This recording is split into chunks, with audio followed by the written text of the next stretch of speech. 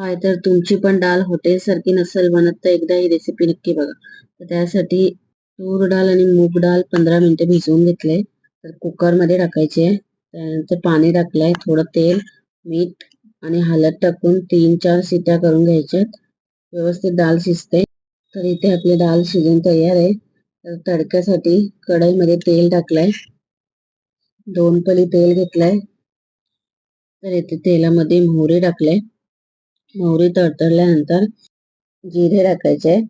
जिरे टाकल्यानंतर लसूण टाकायचंय, बारीक चॉप केलेला. लसूण नंतर कांदा टाकलाय. व्यवस्थित फ्राय करून घ्यायचा कांदा लालसर होईपर्यंत.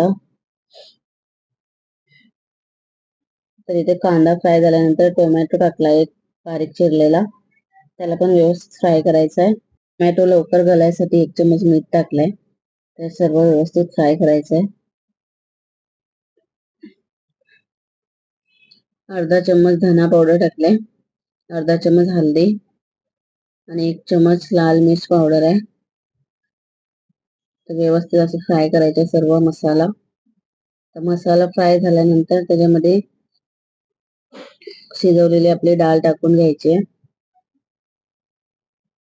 डाळीला एक उकळी आल्याच्या नंतरला एक फ्राय पॅन घ्यायचा आहे. त्याच्यामध्ये 1 चम्मच घी टाकलाय, तूप.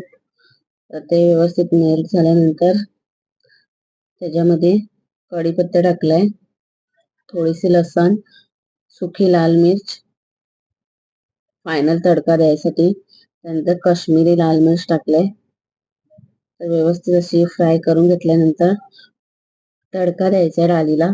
तर तयार आहे आपली डाळ. व्हिडिओ आवडल्यास लाईक, शेअर आणि सबस्क्राईब करा. Thank you for watching.